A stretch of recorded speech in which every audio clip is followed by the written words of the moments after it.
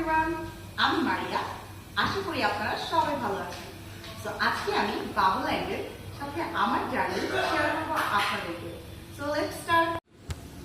Babuland open হয়েছে 2018 সালের 11 মে, আর আমি জয়েন করেছি 2018 সালের 22 মে। আমি বাবুল্যান্ডে জয়েন করেছি পিজিএ হিসেবে। কিছুদিন ফ্লোরে কাজ করার পরে আমার নিজের ক্রিয়েটিভিটি শো করার ট্রাই করলাম। অ্যান্ড দেন আমি এন্ট্রি কাউন্টারিস্ট, স্পেশালিস্ট, দেন আমাদের food counter, massage chair, VR, coffee সহ প্রত্যেকটা সেক্টরে কাজ করার ট্রাই করলাম। ইভেন দো নিজেকে আস্তে আস্তে ডেভেলপ করতে করতে এখন আমি রয়েছি সুপারভাইজার হিসেবে। আমি যখন বাবুল্যান্ডে জব করতে আসি তখন আমার ইন্টেনশন ছিল আমি এখানে জব করব 1 থেকে 2 মাস। কিন্তু এখানে কাজ করার পর এখানের এনভায়রনমেন্ট আমাকে এতটাই আকৃষ্ট করেছে যে আসলে আমার আর পরবর্তীতে বাবুল্যান্ড ছেড়ে যাওয়া হয় নাই। সবচেয়ে মজার বিষয় হচ্ছে এখানে আমি আমার ক্রিয়েটিভিটি শো করে নিজেকে ডেভেলপ করে একটা ভালো পজিশনে নিয়ে যেতে পারব। নিজেকে ডেভেলপমেন্ট করার জন্য বাবুল্যান্ড দিয়ে থাকে আমাদেরকে ট্রেনিং, এবং এই ট্রেনিং এর মাধ্যমে আমরা নিজেকে গ্রো করতে পারি। বাবুল্যান্ড আমাদের পড়াশোনার জন্য দিয়ে থাকে অনেক সুযোগ সুবিধা।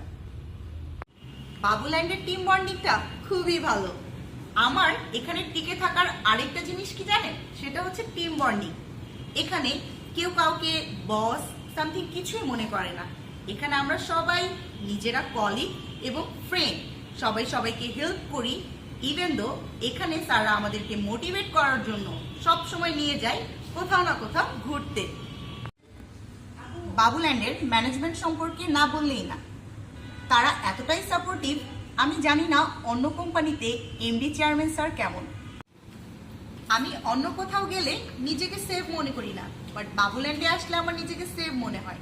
কারণ কি জানেন, কারণ হচ্ছে এখানে যারা আছে সবাই আমার ভাই বোনের মতো, এবং সবাই আমাদেরকে সাপোর্ট করার ট্রাই করে।